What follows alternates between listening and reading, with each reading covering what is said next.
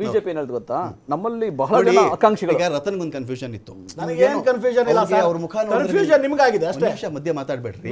ಏನು ಕೆಟ್ಟ ಅಭ್ಯಾಸ ನೀವು ನನಗೆ ಕನ್ಫ್ಯೂಷನ್ ಅಂತ ಹೇಳಿದ್ರೆ ನಾನು ಒಪ್ಪಲ್ಲ. ಒಂದು ನಿಮಿಷ ನೀವು ಡಿಬೇಟ್ ಕಳಿಸಿದ್ದೀರಾ, ಆಯ್ತು, ಒಂದು ನಿಮಿಷ ಇರ್ರಿ, ಪ್ರಶ್ನೆ ಒಂದು ಕೇಳಿ, ನಿಮಿಷ ಇರ್ರಿ, ಉತ್ತರ ಕೊಡ್ತೀನಿ. ನಾನು ಅವ್ರು ಕೇಳ್ತೀನಿ. ಈಗ ಇಲ್ಲ ಸರ್, ಒಂದು ನಿಮಿಷ ಕೇಳಿಸ್ಕೊಳ್ಳಿ. ಈ ಗಲಭೆ ಮಾಡಿ ಡಿಬೇಟ್ ಎಂಡ್ ಮಾಡೋಣ. ನೀವು ಇಬ್ರು ಕಿರ್ಚಿ, ಕಿರ್ಚಿ ಒಂದು ನಿಮಿಷ ಇರಿ, ಮತ್ತೆ ಕೇಳಿಸ್ಕೊಳ್ಳಿ. ನೀವು ಪರ್ಸನಲ್ ಮಾತಾಡಿ, ನಾನು ಹೇಳ್ತಾ ಇದ್ದೀನಿ.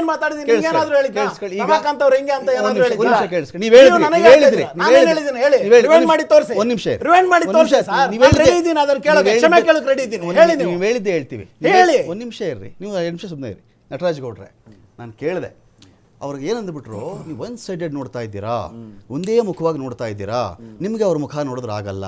ನೋ, ಇಲ್ಲಿ ವಿಷಯ ಬಂದಿದ್ದು ಇದು ಪ್ರೆಸಿಡೆನ್ಷಿಯಲ್ ಮಾದರಿ ಎಲೆಕ್ಷನ್ ನಡೆಯಲ್ಲ ಅಂತ ಹೇಳಿದ್ರಲ್ವಾ. ನಾನೇನು ಹೇಳ್ತಾ ಇದ್ದೀನಿ, ಹೌದಪ್ಪ, ಅಧ್ಯಕ್ಷೀಯ ಮಾದರಿ ಚುನಾವಣೆಯಲ್ಲಿ ಇಲ್ಲ ಅಂತ ಹೇಳಿ ನಾವು 5ನೇ ಕ್ಲಾಸು 4ನೇ ಕ್ಲಾಸ್ 3ನೇ ಕ್ಲಾಸಲ್ಲೇ ಓದ್ಬಿಟ್ಟಿದ್ದೀವಿ. ಹೊಸದಾಗಿ ಅವ್ರು ಹೇಳ್ಕೊಡೋ ಅವಶ್ಯಕತೆ ಇಲ್ಲ. ಆದರೆ ಅಘೋಷಿತವಾಗಿ ಒಬ್ಬ ವ್ಯಕ್ತಿ ಮುಖ ತೋರಿಸ್ಬಿಟ್ಟೆ ಕಳೆದ 10 ವರ್ಷಗಳಿಂದ ಚುನಾವಣೆ ನಡೀತಾ ಇರೋದು. ಇದರಲ್ಲಿ ಯಾರ್ಯಾರು ಗೆದ್ರು ಯಾರ್ಯಾರು ಗೆದ್ದಿಲ್ಲ ಜನಗಳಿಗೆ ಗೊತ್ತಿರುವಂಥ ವಿಚಾರನೇ. ಸಣ್ಣ ಎಲೆಕ್ಷನ್ ಬಂದ್ರು ಅವ್ರ ಮುಖ ತೋರಿಸೇ ನೀವು ಓಟ್ ಕೇಳ್ತಾ ಇದ್ರಿ. ಅವ್ರ ನಾಯಕರು ಬಂದು ಹೇಳಿರೋದು ನಾನು ಹೇಳ್ತಿರೋದು.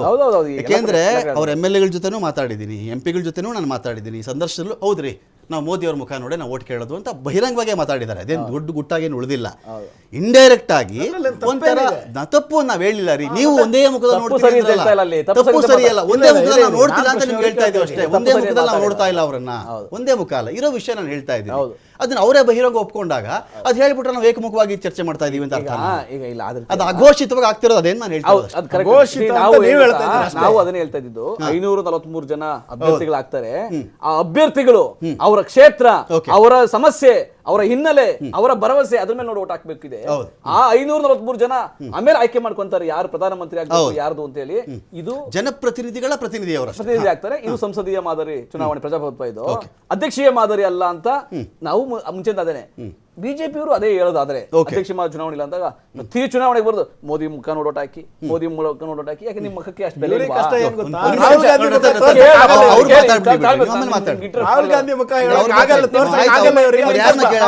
ಇಲ್ಲ? ನಮ್ಗೆ ಗೊತ್ತಿದೆ ಬಿಜೆಪಿ ಅವ್ರದ್ದು ಏನಿದೆ ಅಂತ.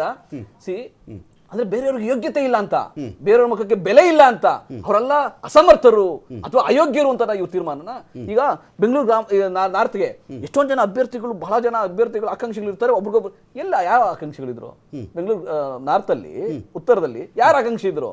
ಯಾರು ಆಕಾಂಕ್ಷಿಗಳಿರಲಿಲ್ಲ. ಸದಾನಂದ ಗೌಡರು ಒಬ್ಬರೇ ಆಕಾಂಕ್ಷಿ ಇದ್ದಿದ್ದು. ನೀವು ಆಚೆಯಿಂದ ಎಲ್ಲಿ ಗೋಬ್ಯಾಕ್ ಅಂತ ಯಾರನ್ನ ಓಡಿಸಿದ್ರು ಆ ಊರಿಂದ, ಅವ್ರನ್ನ ಕರ್ಕೊಂಡ್ಬಂದು ಇಲ್ಲಿ ಅಭ್ಯರ್ಥಿ ಮಾಡಿದಿರಿ. ಆಯ್ತಾ? ಇಲ್ಲಿ ಇವ್ರು ಹೇಳೋದೇನಂದ್ರೆ ನಾವು ಆಕಾಂಕ್ಷಿಗಳು ಜಾಸ್ತಿ ಜನ ಇದ್ರು, ಹಂಗಾಗಿ ಬದಲಾವಣೆಗಳು ಮಾಡಿದ್ದೀವಿ. ಅಸಮಾಧಾನಗಳೇನಿಲ್ಲ. ಅಸಮಾಧಾನ ಬೆಂಕಿಯ ತೂರಿತಾ ಇದೆ. ಕಚೇರಿಗೆ ನುಗ್ಗಿ ದಾಂಧಲೆ ಮಾಡಿದವ್ರು ಯಾರು? ಕರಡಿ ಸಂಘನವ್ರಿಗೆ ಸಿಕ್ಕಿಲ್ಲ ಅಂತೇಳಿ ದಾಂಧಲೆ ಮಾಡಿದ್ರು. ಪಕ್ಷದಲ್ಲೂ 1000 ಆಗಿದೆ. ನಾನು ಇವತ್ತಿನ ಮಾತಾಡ್ತೀನಿ, ನಾನು 1000 ಬಗ್ಗೆ ಮಾತಾಡ್ತಾ ಇಲ್ಲ. ನೀನು ಮಾತಾಡೋಣ, ನಾವು ಬೇಕಿದ್ದೆಲ್ಲ ಮಾತಾಡೋಣ. ಇವತ್ತಿನ ವಿಷಯ ಆಗಿರೋದು ನಾನು ಹೇಳ್ತಾ ಇರೋದು, ದಾಂಧಲೆ ಆಗಿರೋದು. ಎಲ್ಲಾ ಕ್ಷೇತ್ರಗಳಲ್ಲೂ ಅಸಮಾಧಾನ ತಾಂಡವ ಆಡ್ತಾ ಇದೆ. ಬಿಜೆಪಿಗೆ ಏನಾಗಿದೆ ಅಂದ್ರೆ, ತಾವು ಇವತ್ತಿನ ಯಡಿಯೂರಪ್ಪನವರು ಬಹಳ ಪ್ರಭಾವಶಾಲಿ ಆಗಿದ್ದಾರೆ. ಯಾರ್ಯಾರು ಅವ್ರು ಕಣ್ಣೀರು ಹಾಕ್ಸಿದ್ರು, ಯಾರ್ಯಾರು ಅವ್ರಿಗೆ ಕಾಟ ಕೊಟ್ಟಿದ್ರು, ಎಲ್ಲರನ್ನು ಒಮ್ಮೆಲೆ ಅದನ್ನು ಮುಗಿಸ್ಬಿಡ್ಬೇಕು. ಅವ್ರ ರಾಜಕೀಯವಾಗಿ ಎಲ್ಲರನ್ನು ಮುಗಿಸ್ಬೇಕು, ಅದನ್ನು ವ್ಯವಸ್ಥಿತವಾಗಿ ಮಾಡಿದ್ದಾರೆ. ಅವ್ರನ್ನ ಮುಗಿಸ್ಲಿಕ್ಕೆ, ಯಡಿಯೂರಪ್ಪನವ್ರನ್ನೇ ಮುಗಿಸ್ಲಿಕ್ಕೆ ನಾಗಪುರದವ್ರು ಸಂಚು ಮಾಡಿರ್ಲಿಲ್ವಾ? ಅವ್ರನ್ನ ಕಣ್ಣೀರು ಹಾಕ್ಸಿ ಕೆಳಗಿಳಿಸ್ಲಿಲ್ವಾ ಮುಖ್ಯಮಂತ್ರಿಯಿಂದ? ಅವತ್ತು ಯಾರ್ಯಾರು ಕಾಟ ಕೊಟ್ಟಿದ್ರು, ಅದು CT ರವಿ ಆಗ್ಬೋದು, ಸೋಮಣ್ಣ ಆಗ್ಬೋದು, ಅಥವಾ ನಳಿನ್ ಕುಮಾರ್ ಕಟೀಲ್ ಆಗ್ಬೋದು, ಎಲ್ಲರನ್ನು ಇವತ್ತು ಮುಗಿಸಿದ್ದಾರೆ. ಇವತ್ತು ಸೋಮಣ್ಣನವ್ರನ್ನ ಕಳ್ಸೋದಕ್ಕೆ ಸೋಮಣ್ಣನ ಇವತ್ತು ಕೂಡ ಸೋಮಣ್ಣ ಯಾವುದೋ ಲೆಕ್ಕದಲ್ಲಿ ತಗೊಂಡ್ಬಿಟ್ಟಿರ್ಬೋದು ಟಿಕೆಟ್, ಅಲ್ಲಿ ವ್ಯವಸ್ಥಿತವಾಗಿ ಅವರನ್ನ ಸೋಲಿಸ್ತಾರೆ. ಅದು ರಿಸಲ್ಟ್ ದಿನ ಮಾತಾಡೋಣ, ರಿಸಲ್ಟ್ ದಿನ ಮಾತಾಡೋಣ. ಈಗ ಯಾರು ರಿಸಲ್ಟ್ ಬಗ್ಗೆ ಇದೇ ಮಾತನ್ನ ವಿಧಾನಸಭಾ ಚುನಾವಣೆ ಸಮಯದಲ್ಲೂ ಕೂಡ ಅವ್ರು 2 ಕ್ಷೇತ್ರವನ್ನು ಆಯ್ಕೆ ಮಾಡ್ಕೊಂಡಾಗ ನಾನು ಹೇಳಿದ್ವಿ, 2 ಕ್ಷೇತ್ರದಲ್ಲೂ ಹೀನಾಯವಾಗಿ ಸೋಲ್ತಾರೆ.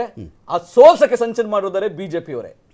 ಯಾಕಂದ್ರೆ ಅವ್ರ ಘರ್ಷಣೆ ಇದೆಯಲ್ಲ, ಅವ್ರದ್ದು ನಾಗಪುರದ ಬಿಜೆಪಿ ಮತ್ತು ಕರ್ನಾಟಕದ ಬಿಜೆಪಿ 2 ಘರ್ಷಣೆಯಲ್ಲಿ ಒಬ್ಬರನ್ನೊಬ್ರು ಸೋಲ್ಸ್ಕೊಳ್ಳೋದು ಶತಸಿದ್ಧ. ಅವತ್ತು ಯಡಿಯೂರಪ್ಪನವ್ರನ್ನ ಸೋಲ್ಸಿದ್ರು ಕಣ್ಣೀರಾಕ್ಸಿ.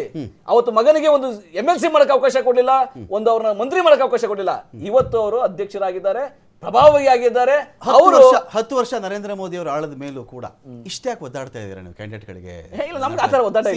ನೋಡಿ, ಹೇಳ್ಕೊಳ್ಳಕ್ಕೆ 10 ಜನ ಇದ್ದಾರೆ, 15 ಜನ ರೆಡಿ ಇದ್ದಾರೆ, 25 ಜನ ಬಿಟ್ಬಿಟ್ಟಿರ್ಬೇಕಾದ್ರೆ 25 ಟಿಕೆಟ್ ಕೊಟ್ಬಿಟ್ರೆ ಒಂದೇ ಕ್ಷೇತ್ರಕ್ಕೆ ಅಷ್ಟು ಜನ ನಿಂತು ಬಿಡ್ತಾರೆ ನೀವು ಹೇಳ್ತಾ ಇದ್ದೀರಿ.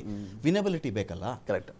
ಅದರಲ್ಲಿ ನಿಮ್ಗೆ ಅಷ್ಟು ಕಾನ್ಫಿಡೆಂಟ್ ಇದ್ರೆ ನೀವು ಅವ್ರ ಲಿಸ್ಟ್ ಅನೌನ್ಸ್ ಮಾಡಿ ಇಷ್ಟು ದಿನಗಳಾದ್ಮೇಲೂ ಕೂಡ ಯಾಕೆ ವೆಯ್ಟ್ ಮಾಡ್ತಾ ಇದ್ರಿ? ಇಲ್ಲ, ನಮ್ಮಲ್ಲಿ ಮೀಟಿಂಗ್ ನಾಳೆ ಆಗುತ್ತೆ. Okay. ಅದು ಪ್ರೀ ಸ್ಕೆಡ್ಯೂಲ್ಡ್ ಮೀಟಿಂಗ್. ಅಂದ್ರೆ ನೀವು ಅಸಮಾಧಾನಿತರನ್ನ ಕಾಯ್ತಾ ಇದ್ದೀರಿ ನೋ ನಾಟ್ ಅಟ್ ಆಲ್ ಅಂತ ಹೇಳಿ. No not at all. 10 ವರ್ಷ ಆಗಿದೆ ನರೇಂದ್ರ ಮೋದಿ ಅವರು.